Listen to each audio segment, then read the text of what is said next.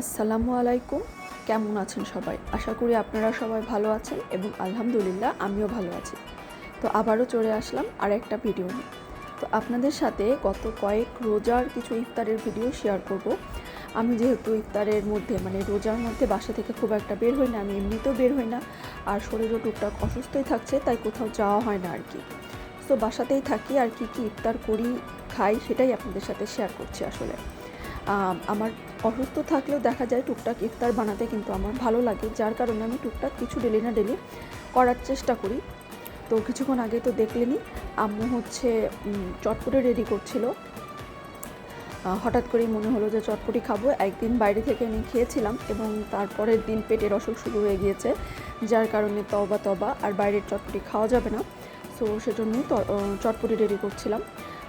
আমি রান্নাবান্না করেছি আর আম্মু অ্যাসেম্বল করছিল। দেখা গেছে যে এই কয়েকদিন ধরে এমনই হচ্ছে যে আম্মুকে আমি বলছি আমি সব কাজ করতেছি, তোমাকে ইফতারে হেল্প করতে হবে না, কিন্তু শেষ পর্যন্ত আম্মুর হেল্প ছাড়া কিছু করতে পারতেছি না। তো যাকে আপনাদের সাথে খাওয়ার ভিডিও বেশি শেয়ার করব এখানে। গত কয়েকদিনের ইফতারের ভিডিও আসলে একদিনের না, কারণ আমি যেটা বললাম বাসায় ইফতারে যা করি সেটাই আপনাদের সাথে শেয়ার করি আর কি। আর বাসা থেকে খুব একটা বের হয় না, মাঝে মধ্যে আম্মুর সাথে একটু হাঁটতে বের হয়। তো এই দিনের আমার ইফতার ছিল এই যে চটপটি আর একটু বেগুনি আর ডালের বড়া। আসলে আমরা একটু ভাজি পড়াটা কম খাওয়ার চেষ্টা করছি, যেদিনকা ডালের বড়া বা বেগুনি খাই সেদিনকে অন্য আর কোনো ভাজি পড়া করি না, বা যেদিনকা অন্য কিছু করি সেদিনকা হয়তো বেগুনিয়া ডালের বড়া করি না। আর এই যে দেখেন এখানে আমার ভাই বসে আছে, সে ভার্সিটি থেকে আসছে, কিছু একটা ভলান্টিয়ারের কাজ করে আসছে। তো তার আসতে আসতে প্রায় 5টাই বেজে গেছিলো। তারপর সে এসে গোসল করে এখানে বসে আছে। আমি আর আম্মু তাকে নিয়ে কথা বলতেছি, চিল্লাচিল্লি করতেছি সে কোথায় আছে, অথচ সে যে এখানে ড্রয়িং রুমে বসেছিল আমরা খেয়ালই করিনি, এবং বান্দারাম কিছু বলেও নাই। সে শুধু বলতেছে আমি দেখলাম যে আমি কি ইনভিজিবল হয়ে গেলাম, কেউ আমাকে দেখেই না কেন। যাকা, এত বড় মানুষটাকে আর ইনভিজিবল হয়। আর এই যে দেখেন মজাদার একটা জিনিস, তালের বড়া। তাল সংগ্রহ করে রাখার এই তো উপায়। হঠাৎ করেই মনে হলো তালের বড়া খেতে খুব ইচ্ছে করতেছে, তো নারকেল কিনে নিয়ে আসলাম। ইচ্ছা ছিল পিঠাপুলিও বানানোর, কিন্তু সেটা আর হয়নি। তো আম্মুকে বললাম তাল তো করাই আছে, তো তালের বড়া বানাই। তো এখন দেখেন রাত্রে 12টা বাজে আর আমরা এখন তালের বড়া বানাচ্ছিলাম, কারণ তালটা বের করতে করতে দেরি হয়ে গেছিলো, আর আমার কথা ছিল যে আমি খাবো। আর এই যে দেখেন আমাদের বাসার নতুন মেম্বার, না পার্মানেন্ট মেম্বার না, সে সেহরির সময় আসবে, সে ইফতারের সময় আসবে, সে দিনের বেলা একবার করে আসবে, এবং এমনভাবে দরজার বাইরে ডাকবে যে আপনি না খুলেও পারবেন না। এবং এই দেখেন এভাবে পায়ের কাছে কাছে ঘুরে বেড়াবে। আমাদের তিনজনেরই পায়ের কাছে সে ঘুরে বেড়াবে, একটু আদর করে দিবেন, তারপর সে চলে যাবে। অন্য দিকে যাবে না। আপনি যদি দাঁড়ায় থাকেন আপনার দুই পায়ের মাঝখান দিয়ে সে যাবে, নাহলে আপনার গা ঘেঁষে দাঁড়ায় থাকবে, এটাই হচ্ছে তার কাজ। এবং বেশি কিছু না, তাকে সামান্য একটু দুধ দেন, এটাও খেয়ে সে আলহামদুলিল্লাহ আর কিছু চায় না। এবং সে কোনো কিছু কোথাও উঠে যাবে বা এখানে কোনো টয়লেট করবে, কোনো কিছু খাবে তা করে না, চুপচাপ বেচারা ঘুরতে থাকে। আর তালের বড়াটা রাতের বেলা সবগুলো বানাইনি, শুধু খাওয়ার জন্য কিছু বানিয়েছিলাম, পরের দিন আসলে বানালাম। তো আলহামদুলিল্লাহ মাশাল্লাহ অনেকগুলো হয়েছে। ইচ্ছা ছিল কয়েকদিনের জন্য রেখে দেবো, কিন্তু কতদিন রাখতে পারবো আমি জানি না। আর আজকে যেহেতু তালের বড়াটা করতেছিলাম, তো তেমন আর এক্সট্রা আর কিছু ভাজাভাজি করিনি। তো চিন্তা করলাম যে তালের বড়াই একটা হচ্ছে সেটাই হোক, আর এখানে শুধু সামান্য একটু চিকেন করলাম। আর আম্মু একদিকে সবজি খিচুড়ি বসিয়ে দিয়েছে, তো সবজি খিচুড়ি, তালের বড়া আর 3টা চিকেন শুধু এয়ার ফ্রায়ারে দিয়ে নিলাম। চেষ্টা করছি ইদানিং এয়ার ফ্রায়ারে বেশি ফ্রাই করার, কারণ যেটাই খাই না কেন তেল অতিরিক্ত খাওয়া হয়ে যাচ্ছে। আর বেগুনি খেতে গেলে তো তেলে কড়াই লাগে। এই যে দেখেন এই বেগুনি আমার এই জন্যই ভালো লাগে না যে এখানে প্রচণ্ড তেল লাগে, আর কম তেলে করলে খেতে ভালোও লাগে না। তো আমি যথেষ্ট চেষ্টা করেছি কম তেলে করার, এর থেকে কম তেলে করলে আসলে খাওয়া যায় না। তো যতটুকুই খাই আর কি একটু কম তেলে করার চেষ্টা করি। আর এখানে তখন ইফতারের সময় প্রায় হয়ে গেছে, আর আমার এখনও তেমন কিছু রেডি হয়নি, তাই তাড়াতাড়ি করে রেডি করছিলাম। আর হ্যাঁ, এই দুটা জিনিস আমার খুবই ফেভারিট, একটা হচ্ছে জিলাপি আর বুন্দিয়া। বুন্দিয়াটা একটু কম, বুন্দিয়াটা আমার বেশি ফেভারিট, জিলাপিটা আমার খুব বেশি ফেভারিট। সো আমি যতই ডায়েট করি না কেন, চায়ে চিনি খাবো না, শরবতে চিনি খাবো না, কিন্তু আমার মনে হয় যে জিলাপি লাগে। জিলাপি যতই মিষ্টি হোক, যতই আনহেলদি হোক, যত কিছুই হোক, জিলাপি না হলে মনে হয় যে ভালোই লাগে না। তবুও এই রোজার মধ্যে নিজেকে অনেকটা কন্ট্রোল করার চেষ্টা করতেছি, অনেক জিলাপি কম খাচ্ছি, সবসময় আসলে তা হয় না।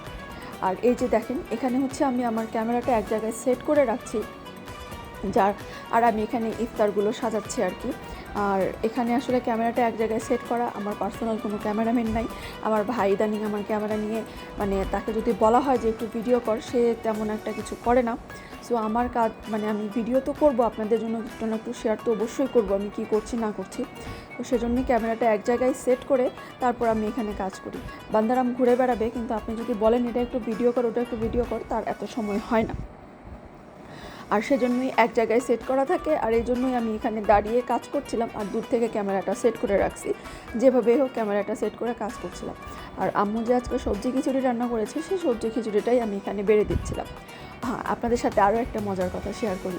এখানে কোইন্সিডেন্টলি আমি ভিডিও করতে গিয়ে মানে এখন ভিডিওটা রেকর্ড করতে গিয়ে দেখলাম যে আমি যতগুলো ব্লগ আপনাদের সাথে শেয়ার করছি, এটা কিন্তু মোটেও একদিনের না, 3-4 দিনের রোজার ব্লগ আমি একসাথে করছি, এটা আমি একসাথে আপনাদের সাথে শেয়ার করছি। বাট কীভাবে যেন এই 3-4 দিনের আমার পরনের ড্রেসটা একই রকম হয়ে গেছে। সো দেখে মনে হচ্ছে হয় একদিনেই করছি, অথবা আমি গোসল করি না, এক কাপড়ে আছি। নাউজুবিল্লাহ, সেটা কিন্তু মোটেও না, কোইন্সিডেন্স মানে হঠাৎ করে আর কি এভাবে একই রকম ড্রেসে আর কি কেন জানি যেদিনকার এই ড্রেসটাই পরতেছি সেদিনকার ভিডিও করা হচ্ছে। তো কী আর করা, যেটা হচ্ছে সেটা আমার কাছে এখন ভিডিও করতে গিয়ে রেকর্ড করতে গিয়ে মানে ব্যাপারটা খুবই হাস্যকর মনে হলো, তাই আপনাদের সাথে শেয়ার করলাম। আর এখানে খিচুড়িগুলো বেলে দিলাম, আর খিচুড়ির উপরে হচ্ছে একটু ঘি দিয়ে দিয়েছি। সবজি খিচুড়ি গরম গরম ঘি দিয়ে খেতে সুবহানাল্লাহ খুব ভালো লাগে। আর আমার আম্মুর সবজি খিচুড়ির রেসিপি কিন্তু আমি আপনাদের সাথে অলরেডি শেয়ার করেছি।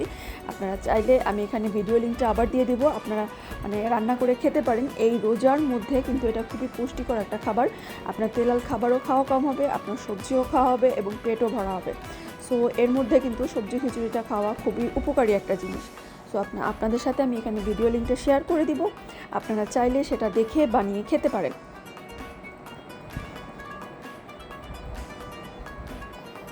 আসলে এই রোজার মধ্যে দেখা যাচ্ছে অসুস্থ একটু থেকেই যাচ্ছি, মানে কিছুদিন আগে অ্যান্টিবায়োটিক খাওয়া শেষ করেছি, এখনও ওষুধ কন্টিনিউ হচ্ছে, যার কারণে যে একটু বাইরে যাব বা অন্য কিছু করব, কোথাও ভিডিও করব বা ঈদের শপিং করব, এমন কিছুই করা হচ্ছে না। দেখা যাচ্ছে সবসময় বাসায় থাকছি।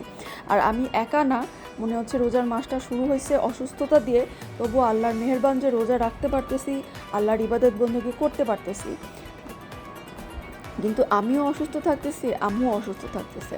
আর এই যে এটা ছিল আমার আরেক দিনের মানে যেদিন খিচুড়ি রান্না করলাম সেদিনকার ইফতার। সেদিনকার যেহেতু খিচুড়ি রান্না করেছিলাম, আর আপনাদের সাথে শেয়ারই করলাম যে এয়ার ফ্রায়ারে একটু চিকেন ভেজে নিয়েছি আর একটু বেগুনি ভাজলাম, আর আগের দিনের তালের বড়া ছিল।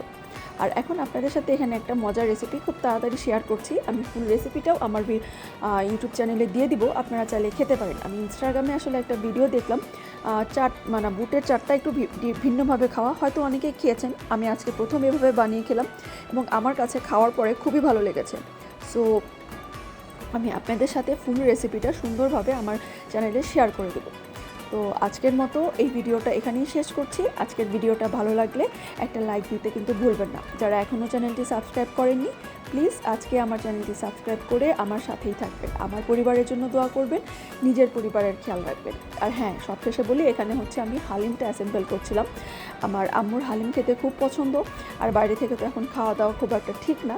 আমরা আল্লাহর রহমতে এই পর্যন্ত সব কিছু ঘরেই বানিয়ে খেয়েছি, শুধু জিলাপি আর বুন্দিয়াটা বাদে। তো হালিম বানিয়েছিলাম, আর সেটাই এখন আম্মুর জন্য অ্যাসেম্বল করছিলাম, মানে সবার জন্যই করছিলাম। এখানে আম্মুর একটু হালিমটা খেতে বেশিই পছন্দ।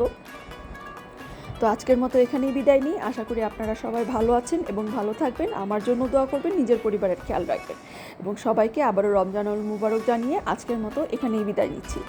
আর এই যে দেখেন, বুটের চাট রেসিপিটা কিন্তু অনেক মজার। সো আমি এই রেসিপিটা আপনাদের সাথে আমার চ্যানেলে শেয়ার করব।